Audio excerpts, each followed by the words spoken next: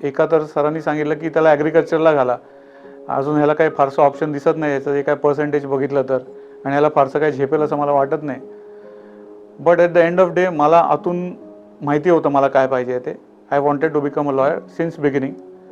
आणि त्यावेळी कणबरकर नावाचे एक जज होते, तर ते मॅटर झाल्यानंतर क्रॉस एक्झामिनेशन घेतल्यानंतर त्यांनी मला चेंबरमध्ये बोलून घेतलं आणि मला शाबासकी दिली की तू पहिलं मॅटर देखील असून देखील तू खूप चांगलं काम चालवलंस.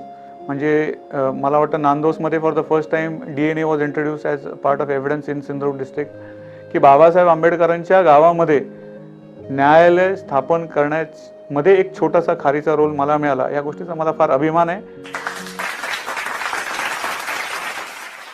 नमस्कार, मी ॲडव्होकेट संग्राम दत्तात्रय देसाई. मी कुडाचाच रहिवासी आहे. आय एम एज 50 नाव. माझं शिक्षण कुडा हायस्कूल कुडाच्या इंग्लिश मीडियम स्कूलमध्ये झालं. मला वाटतं ती माझी पहिली बॅच असेल जिने इंग्लिश मीडियममध्ये शिक्षण सुरू केलं. 7वीपर्यंत मी कुडा हायस्कूल कुडामध्ये शिक्षण घेतलं. पुढील शिक्षणाकरता सावंतवाडीच्या सेंट मिलॅग्रिस हायस्कूलमध्ये मी गेलो. 7वी ते 10वीपर्यंत सेंट मिलॅग्रिसमध्ये माझं शिक्षण झालं आणि त्यानंतर पुढील शिक्षणाकरता म्हणजे 11th-12th करता मी कुडा हायस्कूल कुडाच्या ज्युनियर कॉलेजमध्ये परत आलो. तिथे मी सायन्स साईडला 11वी आणि 12वीचं वर्ष माझं पूर्ण केलं आणि त्यानंतर I choose to become a lawyer. आणि त्या शिक्षणाकरता त्यावेळी सिंधुदुर्ग जिल्ह्यामध्ये कॉलेज नव्हतं, त्यामुळे कोल्हापूरच्या शहाजी लॉ कॉलेजमध्ये ॲज अ लॉ स्टुडंट मी 5 वर्ष शिक्षण घेतलं आणि 5 वर्ष पूर्ण झाल्यानंतर मला BSL LLB ही डिग्री प्राप्त झाली. त्यानंतर डिग्री घेतल्यानंतर एक वर्षभराकरता फॉर द फर्स्ट टाईम मी पास व्हायला, आणि ही नवीन रूल बार काउन्सिलने काढला होता, एक वर्षभराचं ट्रेनिंग घ्यायला लागत होतं.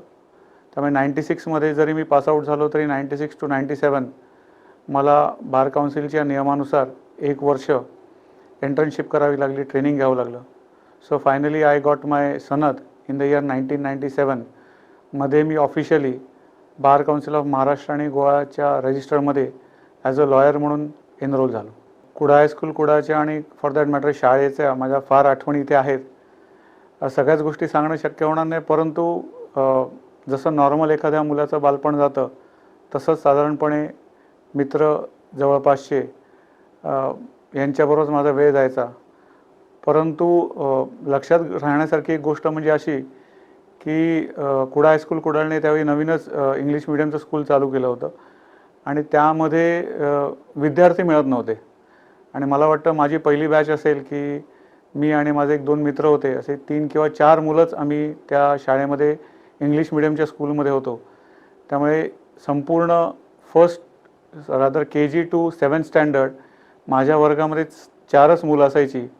आणि मला अजूनही आठवते की त्या 4 मुलांमध्ये आयदर तिसरा किंवा मी चौथा असायचो परीक्षेच्या रिझल्ट्समध्ये. त्यामुळे ती गोष्ट माझ्या लक्षात राहिली. परंतु एक आहे की लहानपणीच इंग्लिशमध्ये शिकल्यामुळे त्याचा भविष्यात मला फायदा झाला. परंतु मजेची गोष्ट अशी झाली की जरी आपलं शिक्षण इंग्लिशमध्ये झालं असेल तरी आपल्या आजूबाजूचं सगळं वातावरण हे सगळेजण मराठीतच बोलत असतात. माझे वडील सोडले तर मला वाटतं सगळेजण नॉर्मली जसं आपण घरी मराठीत बोलतो तसंच बोलायचो. त्यामुळे एका बाजूला इंग्लिश मिडियमचं शिक्षण आणि दुसऱ्या बाजूला मराठीतलं सगळं बोलणं चालणं, त्यामुळे इंग्लिश कधी फारसं जवळचं वाटलं नाही आणि मराठीत अगदी अस्खलित शुद्ध मराठी कधी बोलता आलं नाही. त्यामुळे थोडंसं मिक्स असं थोडंसं माझं शिक्षण किंवा माझ्यावरती भाषेच्या बाबतीतले संस्कार झाले असं मला वाटतं. परंतु कुडा हायस्कूल कुडामध्ये मला खूप भरपूर चांगले एक्सपिरियन्सेस मिळाले. त्यावेळचे जे मित्र आहेत ते अजूनही माझे जवळचे मित्र आजही मला तेवढेच जवळ आहेत. आणि त्यानंतर ज्यावेळी मी मिलॅग्रिस हायस्कूलमध्ये गेलो त्यावेळी एकदम तिथे गेल्यानंतर पूर्ण वातावरण बदलून गेलं. तिकडे अगदी इंग्लिश मिडियम म्हणजे खऱ्या अर्थाने इंग्लिश मिडियम होती ती, परंतु तिकडचं कल्चर थोडं वेगळं होतं. सो देअरफॉर कुडा हायस्कूलमध्ये ज्यावेळी मधून मी सेंट मिलॅग्रिसमध्ये गेलो त्यावेळच्या कल्चरमध्ये खूप फरक पडला.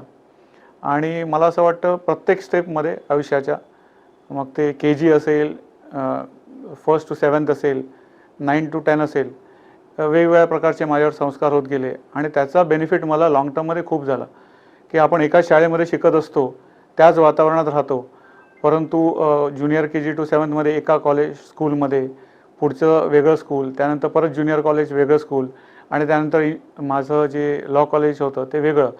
त्यारफॉर एक 4-5 वेगळ्या इन्स्टिट्यूशन्समध्ये शिकल्यामुळे तिकडचं वातावरण, तिकडचा परिसर, तिकडचे स्टुडंट्स, तिकडचे टीचर्स, प्रोफेसर्स या सगळ्यांशी इंटरॅक्ट केल्यामुळे मला असं वाटतं माझ्या पर्सनॅलिटीमध्ये खूप एक चांगल्या पद्धतीचा प्रभाव पडला. मजेशीर गोष्ट अशी आहे की when I completed my 10th standard there was a choice की आता 10वी नंतर काय करायचं. तर सायन्स साईडला जायचं असं माझ्या घरच्यांचं म्हणणं होतं. मला खरं सांगाल तर त्यावेळी कळतही नव्हतं की मी 10th नंतर काय करायचं, because I had never thought about it की मी काय करावं म्हणून. पण मग माझ्या आईने मला थोडंसं गाईड केलं and I choose to go on the science side. पण बिलीव्ह मी सायन्स साईडला गेलो त्याचा खूप मला माझ्या आयुष्यामध्ये बेनिफिट मिळाला. बेसिक जे आपण म्हणतो ना फिजिक्स, केमिस्ट्री आणि बायोलॉजी याचं जे नॉलेज असतं हे प्रत्येक माणसाला गरज असतं. त्याच्यामुळे तुम्ही भविष्यात कुठलाही ट्रेड निवडा, परंतु तुमच्या आयुष्यात जगण्याकरता तुम्हाला ह्या बेसिक 3 गोष्टींचं नॉलेज फार असणं आणि मॅथमॅटिक्स गरजेचं असतं आणि मला वाटतं ते मला मिळालं. आणि व्हेरी इंटरेस्टिंगली मी सावंतवाडीमधनं ज्यावेळी परत हे 11वी-12वी करता इथे आलो तर माझं कॉलेज किंवा स्टुडंट लाईफ असं काय मी फार हुशार आणि ब्राईट स्टुडंट वगैरे नव्हतो.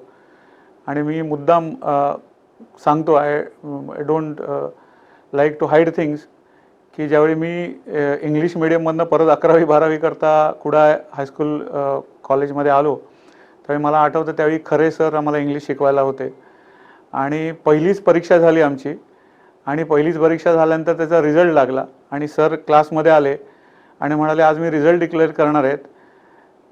ते इंग्लिश शिकवायचे खरे सर त्यावेळी आणि इंग्लिश विषयाचा रिझल्ट डिक्लेअर करण्याच्या अगोदर मला इंग्लिश मिडियममधनं आलेल्या 3 स्टुडंटना बोलवून इथे सत्कार करावासा वाटतो आणि त्यांनी आम्हाला तिघांना बोलवलं. मी आणि माझे अजून 2 मित्र होते आणि त्यांनी बोलवून म्हणाले आता तुमचा सत्कार करतो. माझ्या एका मित्राला त्यावेळी मला आठवतं आहे 28 पडले होते, दुसऱ्या मित्राला 27 पडले होते आणि मला 30 पडले होते. आणि ते म्हणाले की त्या मनाने मराठीत शिकून देखील इंग्लिशमध्ये चांगले मार्क्स मिळवणारे आहेत आणि तुम्ही इंग्लिशमधनं शिकून आज तुमची ही परिस्थिती आहे. हा माझा झालेला पहिला सत्कार. तिथपासून मला बरेच सत्कार असे मिळालेले आहेत. But that was one of the thing which I remember clearly. पण मला असं वाटतं की तुम्ही जे शिकता किंवा तुम्हाला जे मार्क्स मिळतात तुमच्या मार्कलिस्ट किंवा करिक्युलममध्ये तुमचं जे पर्सेंटेज काढलं जातं त्याचा तुमच्या पर्सनॅलिटीचा, तुमचं जे आयुष्यामध्ये काही गोल असतं, तुमचं पॅशन असतं याचा गाडीमात्रही संबंध नसतो. So basically you have to follow your passion, that is what I believe in. आणि म्हणून मला शाळेमध्ये किंवा माझ्या कॉलेज लाईफमध्ये आय डोंट फील की मी कधीच चांगले मार्क्स मिळवले. माझ्या आयुष्यात मला एकदाच फर्स्ट क्लास मिळाला and that was in the last year of my law. Then I scored 61%. So first क्लासमध्ये मी लॉ माझं कंप्लीट केलं अँड देन आय रिअलाइज की जी गोष्ट तुम्हाला आवडते ती गोष्ट तुम्ही करू लागलात तर डेफिनेटली त्याच्यामध्ये तुम्हाला यश मिळतं. सो धिस इज हाऊ माझं म्हणजे शाळेपासून कॉलेजपर्यंतचं दिवस गेले. एक शेवटची गोष्ट जी मला अशी आठवते की मला असं वाटतं माझ्या वडिलांनी मला असं कधीच इन्सिस्ट नाही केलं की मी लॉयर होतो म्हणून तू लॉयर झालं पाहिजे. माझ्या आईला असं मी लॉयर व्हावं असं काही फारसं वाटत होतं असं मला वाटत नाही. मग त्यावेळचे सगळे टीचर्स, प्रोफेसर्स त्यांच्याशी कन्सल्ट केलं तर कोणी सांगितलं BSc करून दे, कोणी सांगितलं BA करून दे. एका तर सरांनी सांगितलं की त्याला ॲग्रिकल्चरला घाला, अजून ह्याला काही फारसं ऑप्शन दिसत नाही याचं जे काय पर्सेंटेज बघितलं तर, आणि ह्याला फारसं काही झेपेल असं मला वाटत नाही. But at the end of day मला आतून माहिती होतं मला काय पाहिजे ते. I wanted to become a lawyer since beginning. So I just followed it. आणि जी काही ओपिनियन त्यावेळी मला दिली गेली तर थोडंसं मी त्याच्याकडे दुर्लक्ष केलं आणि मला जे पाहिजे ते I followed it up. I am quiet lucky की मला ते करायला मिळालं. प्रत्येक माणसाला असं करायला मिळतंच असं नाही, but I was quite lucky to get admission in the law college. खरं सांगाल तर लॉ हे प्रोफेशन मला म्हणजे मी लॉयर होणारच होतो, पण त्याच्यासोबत मला अजून एक गोष्ट आवडायची. म्हणजे सिन्स माय चाइल्डहूड मला थोडं असं डिटेक्टिव्ह बुक्स वाचायची सवय होती. म्हणजे अगदीच लहान असताना हार्डी बॉईज किंवा I was more impressed by Sherlock Holmes. Arthur Conan डॉयलचं जे शेरलॉक होम्स आहे त्याची सिरीज मी त्यावेळी पाहिली होती. So I was quite impressed by that and I wanted to become a detective. See now detective and becoming a lawyer ह्या दोन्ही गोष्टी they are concern with human psychology, की माणूस कसा विचार करतो याचा विचार आपण करून त्याच्या डोक्यामध्ये काय चाललं आहे हे आपण ज्यावेळी फाइंड आउट करण्याचा प्रयत्न करतो. So that is what is according to me understanding the human psychology. समोरचा माणूस कसा विचार करतो, त्याच्या मनात काय विचार येतात, ते कुठल्या गोष्टीमुळे ट्रिगर होतात वगैरे वगैरे अशा ज्या गोष्टी आहेत त्याच्यामध्ये मला पूर्वीपासून फार इंटरेस्ट असायचा. So therefore when I decided की मला आता डिटेक्टिव्ह तर काय होणं पॉसिबल नव्हतं किंवा अशा काही त्यावेळी कोर्सेसही मला मिळाले नाहीत आणि लोकांनी माझी मस्करी केली असती त्यावेळी मी असं काहीतरी डिटेक्टिव्ह वगैरे होण्याचा प्रयत्न केला असता तर. So then the second option was or other I wanted to become a lawyer. मग ते चॉईस केलं मी. परंतु ज्या मोमेंटला मी त्या प्रोफेशनमध्ये पदार्पण केलं, my father was a very senior lawyer, renowned lawyer then. आणि कसं असतं की नेहमी वडिलांमध्ये आणि मुलामध्ये कंपॅरिझन केलं जातं की वडील एवढे मोठे वकील आहेत, मुलाला तसं जमतं की नाही, किंवा नेहमी जे येणारे क्लायंट्स असतात किंवा बघणारी लोक असतात ते मुलामध्ये वडिलांना शोधत असतात की त्यांच्याप्रमाणेच आहे का. ते ॲग्रेसिव्ह होते फार, त्यांचं बोलणं चालणं, आणि he was a learned person. म्हणजे ते भगवद्गीतेचे श्लोक असे इझिली म्हणून दाखवायचे किंवा ते विथ रेफरन्स टू कॉन्टॅक्ट्स म्हणायचे. तिथपर्यंत तर मी कधी पोचलोच नाही, परंतु असं नेहमी कंपॅरिझन होत असतं. पण आय स्टील डिस्टिंक्टली रिमेंबर की मी ज्यावेळी प्रॅक्टिसमध्ये आलो त्यावेळी माझ्या वडिलांनी मला असं काही ब्रीफ्स दिली, मॅटर्स दिली, गायडन्स दिला, हे असं कर, ते तसं कर, हे असं करायचं असतं, क्रॉस एक्झामिनेशन कशी घ्यायची, आर्ग्युमेंट्स कसे करायचे, असं मला कधीच गाईड केलं नाही. फॉर दॅट मॅटर एक्झॅक्टली उलटं झालं.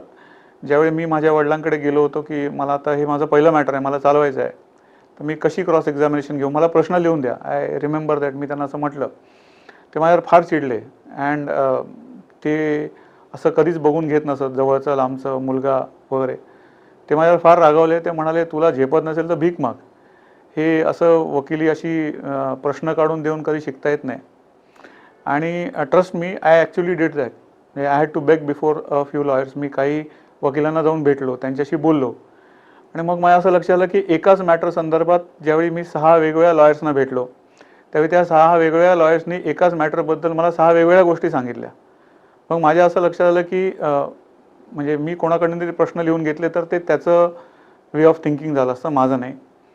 त्यामुळे माझी स्वतःचं काहीतरी वेगळं थिंकिंग असणं गरजेचं आहे. त्यामुळे मग ती केस जी काही होती ती मी वाचली.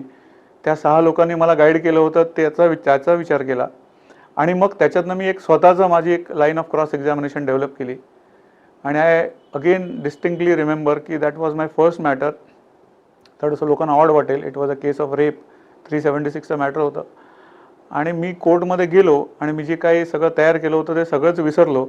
आणि जे माझ्या मनात होतं, जे मी खूप विचार करत होतो, म्हणजे कॉन्शियसली अनकॉन्शियसली असेल, तर माझ्यातनं ऑटोमॅटिकली काही गोष्टी बाहेर आल्या ज्या मी खरोखरच ठरवल्या नव्हत्या. And it went on so smoothly की त्या दिवशीची क्रॉस एक्झामिनेशन माझी खूप सुंदर झाली. आणि त्यावेळी कणबरकर नावाचे एक जज होते, तर ते मॅटर झाल्यानंतर क्रॉस एक्झामिनेशन घेतल्यानंतर त्यांनी मला चेंबरमध्ये बोलून घेतलं आणि मला शाबासकी दिली की तू पहिलं मॅटर देखील असून देखील तू खूप चांगलं काम चालवलंस. So this is how I started my profession. आता प्रेशर्स ही कायम असतातच.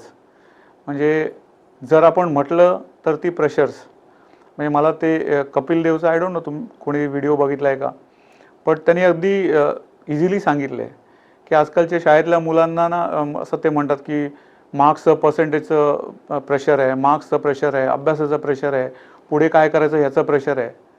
C the moment you feel that there is a pressure that means you don't want to do it. आपण कुठे मित्रांबरोबर जातो, मजा करायला जातो, जे आपल्याला हवं ते करतो, तिकडे कधी प्रेशर येत नाही. So therefore if you are doing something which you are passionate about, जी गोष्ट तुम्हाला आवडते तुम्ही करत असता, ती गोष्ट करत असताना तुम्हाला कधी प्रेशर येतच नाही, ते नॅचरली तुमच्याकडनं होतं. अँड आय फील माझं प्रोफेशनमध्ये जे काही आजपर्यंत थोडा बहुत सक्सेस आहे, it is because I followed it as my passion. आणि म्हणूनच त्याच्यामध्ये मला कधीच, खरंच सांगतो, कधीच प्रेशर नाही आलं. प्रेशर आलं असेल तर मला फक्त टाईम मॅनेजमेंटचं आहे की एका वेळी 10 ठिकाणी कसं पोचायचं. But luckily I have manage to do that. आणि मला माझ्या घरच्यांचा, माझ्या पत्नीचा खूप सपोर्ट मिळाला.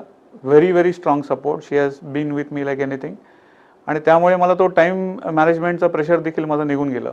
आता तुम्ही सोशल प्रेशर्सबद्दल बोलता किंवा सोशल प्रेशर्सचं एक असं आहे ना की पॉलिटिकल प्रेशर्स किंवा नॉर्मली मी क्रिमिनल साईडला प्रॅक्टिस करतो, त्यामुळे एक परसेप्शन जनरली लोकांचं असतं की तुम्ही क्रिमिनल्सना वाचवता. तर माझं ह्याच्यावरती नेहमी एक सिम्पलचं उत्तर आहे की एखाद्या व्यक्तीला क्रिमिनल आहे हे जोपर्यंत सिद्ध होत नाही, आणि that's what the law says, तोपर्यंत तो गुन्हेगार कधीच नसतो. तो एक आरोपी असतो. तो गुन्हेगार ज्यावेळी त्याच्यावरती गुन्हा साबित होतो त्यावेळी असतं, नंबर 1. नंबर 2, एक मीडिया परसेप्शन तयार केलं जातं. एखादी घटना घडली की लगेच त्याची टी व्हीवरती, आणि आजकाल तर मीडियामुळे, इलेक्ट्रॉनिक मीडियामुळे तर खूप होतं, एक परसेप्शन जनरली क्रिएट केलं जातं की ह्या माणसाने हे असं केलं आहे, ह्या माणसाने वाईट केलं आहे, तो नराधम आहे, त्यांनी खून केला आहे, त्यांनी बलात्कार केला आहे, त्यांनी फसवलं आहे. परंतु ते बातमी आल्यानंतर लोकांचं एक जे परसेप्शन तयार होतं, त्या परसेप्शनच्या अगेन्स्ट जाऊन सत्य काय ते बाहेर काढणं, that's the more important aspect. So लोकांचं परसेप्शन काय आहे, इट डझंट मॅटर.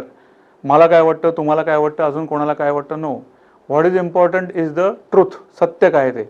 आणि मला असं वाटतं समहाऊ इन अ वे मला कन्व्हिन्स केलेलं आहे आणि मला पटलेलं आहे ते की मी सत्य काय आहे ते बाहेर काढण्याचा प्रयत्न करत असतो. ज्यावेळी पोलीस एखादा दोषारोपपत्र दाखल करतात, मीडियामध्ये एखाद्याबद्दल आरोप केले जातात, ती त्यांची बाजू झाली. परंतु त्या आरोपीला कधी कोण विचारत नाही की तुझी बाजू काय बाबा, तुला काय म्हणायचं आहे, तुझ्यावरती जे आरोप केले त्याच्याबद्दल तुला काय सांगायचं आहे, खरं काय घडलं होतं, हे त्याला कोणीच विचारत नाही. त्याला एकदाच संधी असते, ती म्हणजे कोर्टामध्ये. सो देअरफॉर मला नेहमी असं वाटतं की अशा व्यक्तींना मी सत्य बाहेर काढण्याकरता किंवा सत्य लोकांसमोर आणण्याकरता प्रयत्न करतो. आणि हे सगळं सत्य बाहेर आल्यानंतर किंवा समोर आणल्यानंतर शेवटी निकाल देणारं कोर्ट असतं. त्या सत्याची पडताळणी करून तो खरोखरच गुन्हेगार आहे की नाही हे कोर्ट ठरवत असतं. त्यामुळे हे एक प्रेशर सुरुवातीला असायचं. आणि मला अजून एक गोष्ट अशी आठवते की नांदोस खून खटला जो गाजला, त्यामध्ये मला फॉर द फर्स्ट टाईम एक प्रकारचं प्रेशर जाणवलं. अँड दॅट प्रेशर वॉज की त्याच्यामध्ये एक फॅमिली होती, माळी, नवरा बायको आणि 2 मुलं. एका वेळी त्या आरोपींनी त्या 4ही लोकांचा खून केला असा त्यांच्यावरती आरोप होता. सो मला त्या जे कन्सर्न जज होते त्यांनी बोलून रिक्वेस्ट केली होती की तू हे मॅटर चालव म्हणून. मला कोणी अपॉइंटमेंट केली नव्हती, त्या जज साहेबांनीच मला रिक्वेस्ट केली होती. ते मॅटर एक्सेप्ट केल्यानंतर मला एक खूप प्रेशर, दडपण आलं की मी अशा लोकांना मदत करतो आहे की ज्यांनी एका वेळी, बाकीचं सोडून द्या, पैशाचा पाऊस म्हणजे लोभापोटी केलेलं होतं त्या माणसाने सुद्धा, परंतु एक नवरा बायको आणि लहान मुलं, निष्पाप मुलं, त्यांचा खून केला. तर अशा लोकांना मी कसं वाचवू शकतो, एक माझ्या मनावरती that is the only time एक 2 मॅटर्समध्ये दडपण आलं, त्यापैकी हे एक मॅटर होतं. आणि ज्यावेळी मी ते सगळं दोषारोपपत्र वाचलं त्यावेळी मला एक गोष्ट लक्षात आली की त्या आरोपीने गुन्हा केला असेल किंवा नसेल, मरणाऱ्यांना माहिती, मारणाऱ्यांना माहिती, तिकडे बघायला कोणीच नव्हतं.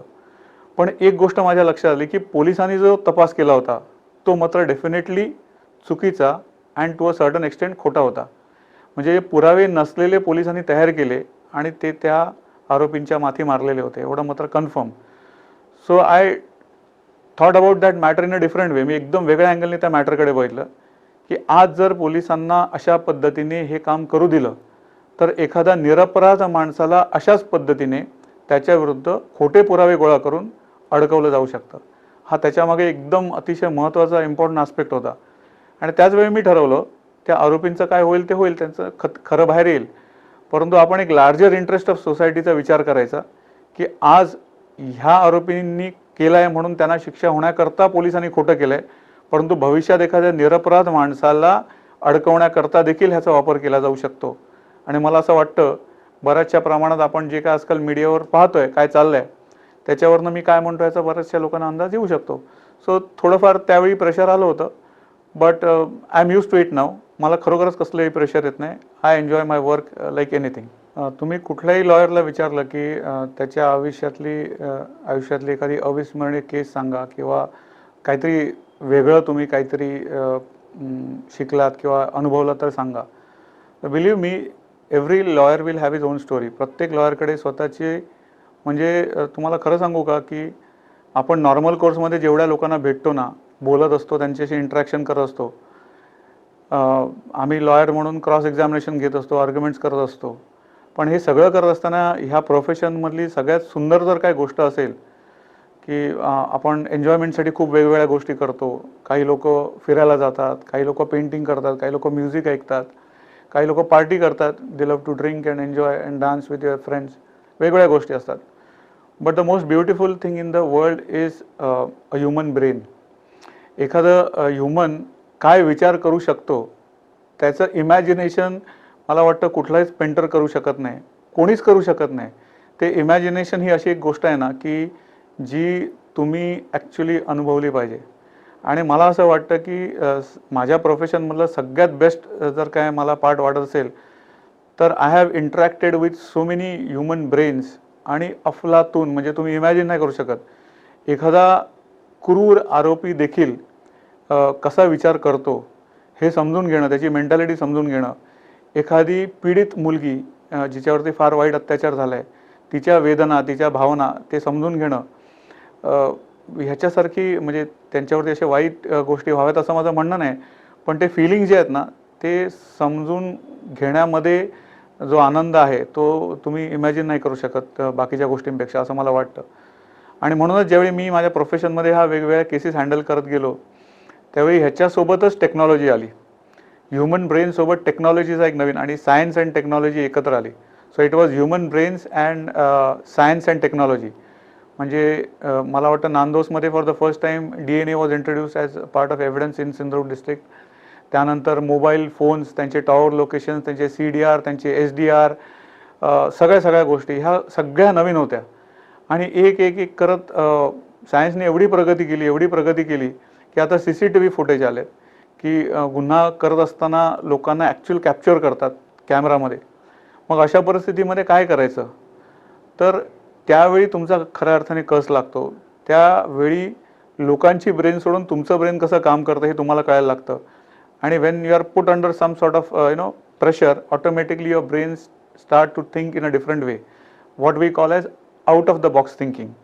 आणि मला असं वाटतं की ह्या पद्धतीने मी काम करत असताना I have learn to think out of the box. म्हणजे जे नॉर्मली असं म्हटलं जातं की आता मला ह्या पद्धतीचे प्रश्न विचारले जाणार किंवा ह्या पद्धतीचा युक्तिवाद होणार, ते सगळं सोडून काहीतरी नवीनच शोधून काढणं. आणि प्रत्येक मॅटरमध्ये, प्रत्येक दिवशी, दिवसाला 5 केस असेल तर प्रत्येक केसमध्ये वेगळं, हे ज्यावेळी करायला लागतं तुम्हाला आणि हे ज्यावेळी ऑटोमॅटिकली होतं ना, मला वाटतं दॅट्स द गॉड गिफ्ट.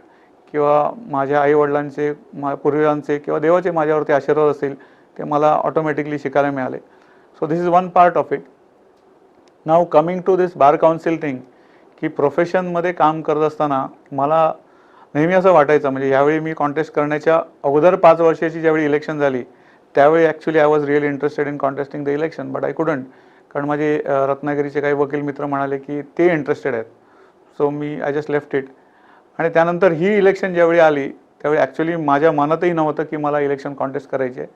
पण इन्सिडेंटली काही सिनियरनी सांगितलं, मग ते मस्करीत सुरुवात झालेली विषय एकदम सिरियस झाला. सो इट सो हॅपन की आमच्या सिंधुदुर्ग जिल्ह्यामध्ये त्यावेळी वकिलांची संख्या होती 540. आणि बेसिक निवडून येण्याकरता कोटा लागणार होता 2,500चा.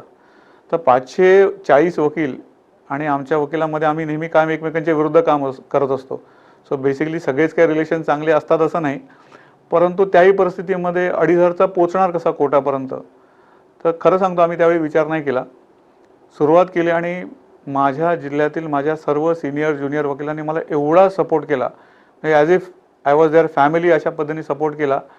आणि मला असं आठवतं की 14.5 जिल्ह्यामध्ये दिवस रात्र आम्ही जेवायचो पण नाही त्यावेळी. आम्ही प्रत्येक बार रूममध्ये जायचो, वकिलांना भेटायचो. आणि that is when I learn a different aspect of this profession. आत्तापर्यंत मी माझं प्रोफेशन, माझं क्लायंट, माझी फीज, मला काय हवं आहे, मी माझी फॅमिली, एवढंच लिमिटेड होतं.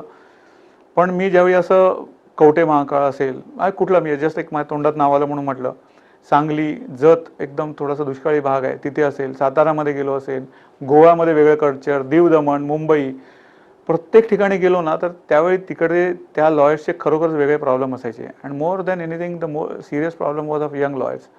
जी तरुण मुलं होती, त्यांना खूप प्रॉब्लेम्स आहेत. म्हणजे सुरुवातीचे दिवस ते कसे काढतात हे मला माहिती आहे.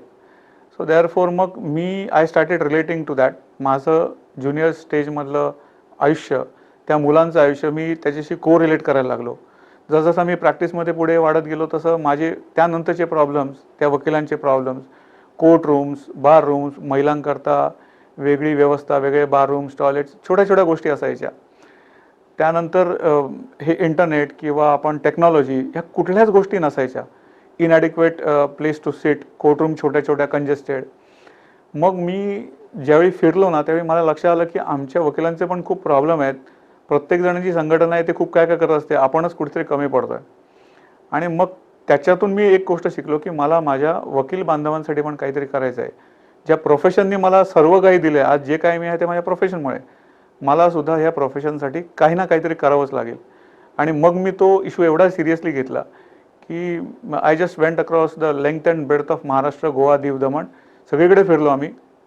आणि मग आय गॉट इलेक्टेड. मला असं वाटतं, मला माझे जे वकील त्यावेळेचे मित्र किंवा जे कोणी ज्यांना भेटायचो ते मी त्यांच्याशी इंटरॅक्ट करायचो, ते मला काही सांगायचे, त्याच्यावरती मी त्यांच्याशी बोलायचो.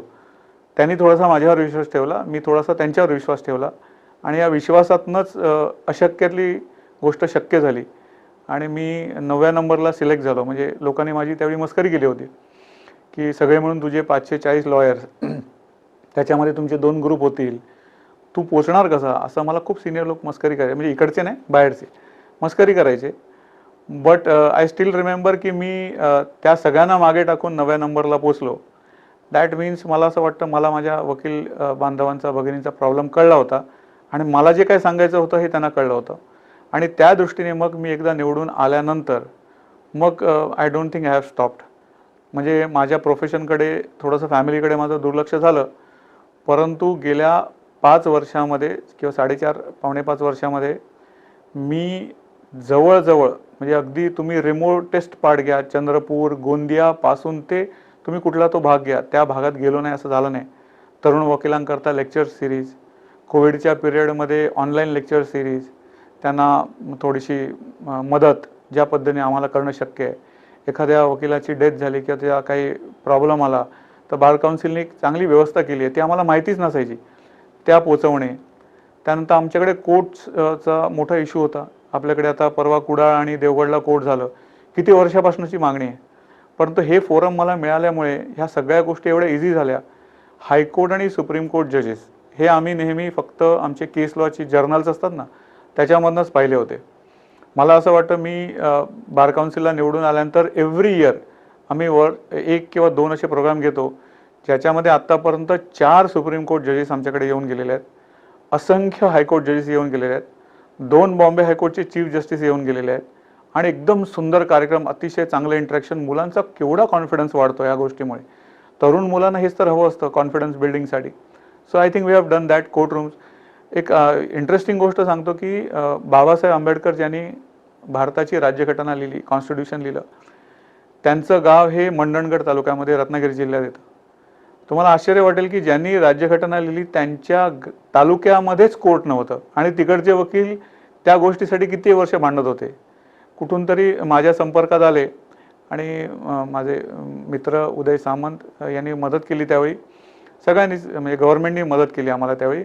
आणि within I think a months time आम्ही तिथे एक न्यायालय स्थापन करू शकलो. मला या गोष्टीचा आनंद आणि अभिमान आहे की बाबासाहेब आंबेडकरांच्या गावामध्ये न्यायालय स्थापन करण्यामध्ये एक छोटासा खारीचा रोल मला मिळाला. या गोष्टीचा मला फार अभिमान आहे आणि आनंदही आहे.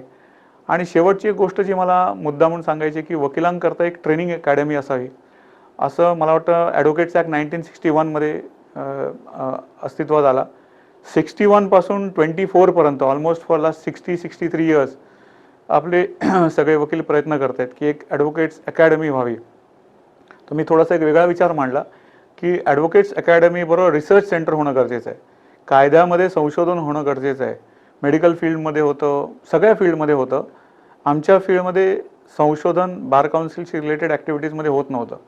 So I just give it a thought आणि एक कल्पना मांडली. आणि माझ्या सगळ्या 24 बार काउन्सिल मेंबरनी महाराष्ट्रातल्या कानाकोपऱ्याला मला पूर्ण सपोर्ट केला. अँड वी डिसाइडेड की आम्हाला एक मुंबईमध्ये चांगलं training academy and research centre करायचं आहे. परत मला उदय सामंत साहेबांनी मदत केली आणि 1-2 एकर जागा तळोजामध्ये दिली आणि त्या ठिकाणी आता एक सुसज्ज असं advocates training academy and research centre चालू होईल. त्याचं भूमिपूजन काही दिवसापूर्वी झालं.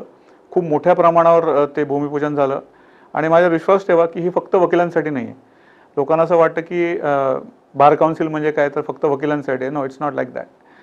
C the scope of and the work of bar council is totally different. म्हणजे फक्त वकिलांकरताच असं नाही, तर वकिलांच्याकडनं जर काही चुका झाल्या तर त्यांना शिक्षा करण्याचे अधिकार देखील बार काउन्सिलला आहेत. नवीन नवीन जे कायदे होतात, आता जे नवीन 3 कायदे आलेत त्यांच्यावरती ओपिनियन आमच्याकडनं मागितली जातात. मग आम्ही 25 लोक बसून विचारविनिमय करतो आणि आमची ओपिनियन देत होतो वेगवेगळ्या नवीन कायद्यांवरती. आणि आता ह्या रिसर्च सेंटरमुळे एक छोटंसं उदाहरण घ्या ना, की आता आपण गेली कित्येक वर्ष मराठा जे काय रिझर्वेशन आहे किंवा for that matter any reservation, याच्यावरनं किती आतापर्यंत वाद, कोर्ट केसेस चालले आहेत. परंतु ह्याच्यावरती एक प्रॉपर रिसर्च कुठल्या तरी एका लॉशी संबंधित बॉडीने केला आहे, कोर्ट म्हणा किंवा वकिलांच्या, असं तुम्हाला मिळणारच नाही. सो देअरफॉर अशा जर गोष्टी आम्ही रिसर्च केल्या, जी ह्याच्यामधले तज्ज्ञ आहेत वकील, तर मला असं वाटतं आम्ही अगोदर रिसर्च करून त्या रिसर्चच्या बेसिसवरती नवीन कायदा केला जाऊ शकतो. म्हणजे उद्या तो कोर्टात चॅलेंज होणार नाही आणि झाला तरी त्याला प्रॉपर उत्तर मिळेल आणि थोडक्यात सगळं संपून जाईल. नाहीतर एक नवीन कायदा होतो, शासन आपल्या पद्धतीने विचार करतं, मग कोणतरी कोर्टात जातं आणि वर्षानुवर्ष ते पेंडिंग राहतं. मी थोडीशी उलटी प्रोसेस सजेस्ट केली आहे की पहिल्यांदा ह्या चांगल्या विद्वान लोकांना बसवा, ज्याच्यामध्ये ज्युनियर लॉयर्स आहेत, सिनियर लॉयर्स आहेत, ज्युनियर जजेस आहेत, सिनियर जजेस आहेत, हायकोर्ट, सुप्रीम कोर्ट, तालुका डिस्ट्रिक्ट कोर्टचे जजेस आहेत. ह्यापैकी सगळ्यांना एकत्र घ्या, सामान्य माणसाला एकत्र घ्या आणि एक चांगलं डिस्कशन घडवा आणि त्याच्यातनं जे काही रिसर्च होईल, त्याच्यातनं जे काही संशोधन होईल आणि त्याच्यातनं जो कायदा तयार होईल, तो मला वाटतं चॅलेंज करणं इम्पॉसिबल होईल आणि that is a basic idea. मी जाता जाता एवढंच सांगेन की ह्या सगळ्या गोष्टीमध्ये सिंधुदुर्ग जिल्हा, रत्नागिरी जिल्हा आणि कोकणचा खूप मोठा वाटा आहे.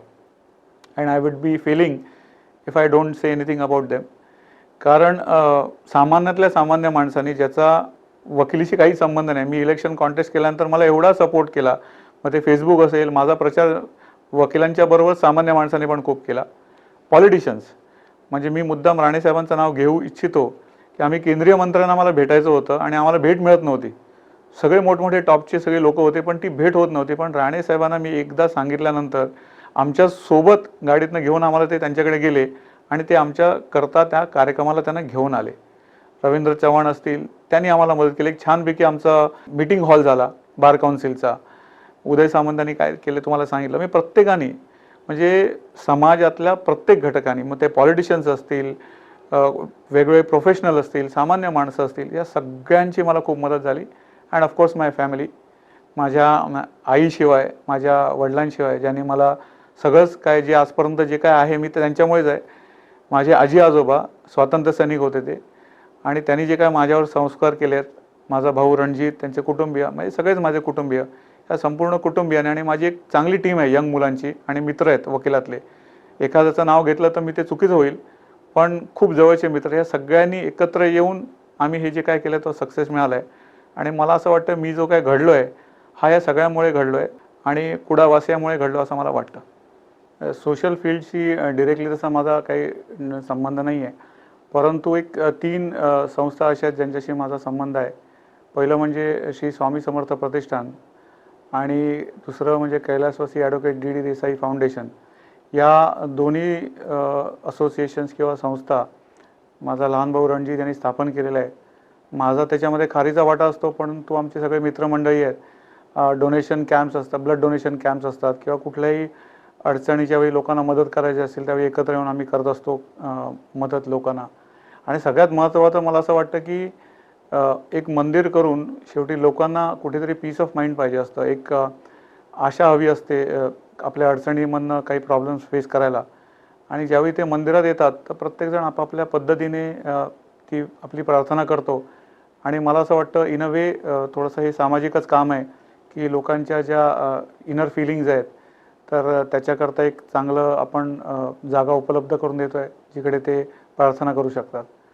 परंतु त्याच्यासोबतच अनएक्सपेक्टेडली, म्हणजे माझ्या मनात असं कधीच नव्हतं, माझं कुलदैवत श्रीदेव लक्ष्मीनारायण वालावल, तर मला बरेच वर्ष काही सीनियर लोक सांगायचे की यू आर अ लॉयर, तू थोडासा इंटरेस्ट घे, तिकडे काही छोटे छोटे इश्यूज आहेत तर तू त्याच्यामध्ये पार्टिसिपेट कर. पण मी कधी असं स्वतःहून केलं नाही, अवॉइड केलं. पण आय फील की देर इज अ पॉवर, समथिंग, एक अशी I can't say super power, पण देर इज समथिंग की त्यावेळी माझे काही मित्र माझ्याकडे आले, मला म्हणाले की ह्यावेळी तू लक्ष्मण उपसमिती जी आहे, स्थानिक सल्लागार उपसमिती, त्याचा अध्यक्ष हो. तर मी अवॉइड करण्याचा प्रयत्न केला, but that day I could not, आणि मला व्हावं लागलं. पण माझ्यावर विश्वास ठेवा की ज्यावेळी मी पहिल्यांदा तिथे गेलो त्यावेळी ते जे मंदिराचं प्रवेशद्वार आहे ना, त्याचं काम गेली कित्येक वर्ष बंद होतं. काय ना काहीतरी प्रॉब्लेम होत होते, आणि आम्ही पहिलीच मीटिंग घेतली. आणि खरोखरच सांगतो, त्या देवस्थानामध्ये ताकद आहे की पहिल्या मीटिंगमध्ये ते देवस्थानाचा जो प्रवेशद्वार होता त्याचा काहीतरी देवाने कौल दिला आणि एक सुंदर असं प्रवेशद्वार झालं. आणि तिथून आजपर्यंत आम्ही सगळेजणच कधीच थांबलो नाही. किंवा ही परमेश्वराची कृपा आहे की आज जर तुम्ही लक्ष्मण मंदिरामध्ये गेलात तर तिथे तुम्हाला जे ओरिजिन आहे, म्हणजे लोक सोन्याचा कळस, मार्बल, नवीन कन्स्ट्रक्शन, भक्तनिवास वगैरे वगैरे अशा गोष्टीमध्ये इंटरेस्टेड असतात. पण आम्ही एक असं ठरवलं होतं की काही झालं तरी जसं मंदिर पूर्वी होतं त्या अवस्थेतच त्याला ठेवायचं आहे. फॉर दॅट मॅटर जुने छान पिलर आहे तिकडे स्टोनचे, ज्याच्यावरती कित्येक वर्ष ऑइल पेंट मारलं आहे. आम्ही खर्च करून त्याच्यावरचा ऑइल पेंट काढला. आत्ता जर तुम्ही त्या मंदिरामध्ये जाल तर जसं मंदिर ते पुरातन मंदिर होतं ना, त्या अवस्थेमध्ये आणण्याचा आम्ही एक थोडासा, असं म्हणतो ना मी, out of the box thinking, तसं आम्हाला ते प्रयत्न आम्ही करतो आहे. आणि मला असं वाटतं that temple has got good vibes. तिथे त्या मंदिराच्या परिसरातून एवढी चांगली कामं होत असतात. एक ॲम्ब्युलन्स आम्हाला कोणीतरी एका चांगल्या दानशूर व्यक्तीने दिली. तिकडे एक छानपैकी कम्प्युटर लॅब दिली आम्हाला, जिथे आम्हाला मुलांना चांगलं कम्प्युटरचं शिक्षण देता आलं. अशा असंख्य चांगल्या चांगल्या गोष्टी होत असतात. आणि अजून एक गोष्ट मला सांगावी लागेल की नवसाला पावणारा देव, अशी आमच्या देवाची कधी आम्हाला प्रसिद्धी करायची गरज नाही पडली. ज्या माणसाला समाधान हवं असतं त्यांनी मंदिरामध्ये यावं, देवाच्या पाया पडावं, शांतपणे 10 मिनटं बसावं, त्याला खरोखरच आत्मिक समाधान तिथे मिळतं. असं मंदिर आहे. आणि सो समहाव आय फील की हे देवानीच माझ्याकडनं करून घेतल्या सगळ्या गोष्टी, आम्हा सगळ्यांकडनं, माझ्याकडनं नाही. आणि that is how I got related to this social activities. या व्यतिरिक्त छोट्या मोठ्या गोष्टीमध्ये वेगवेगळे लायन्स असतील, रोटरी असतील, त्यांच्या फंक्शनमध्ये मी पार्टिसिपेट करतो. हेच माझं सोशल लाईफ म्हणायला हरकत नाही.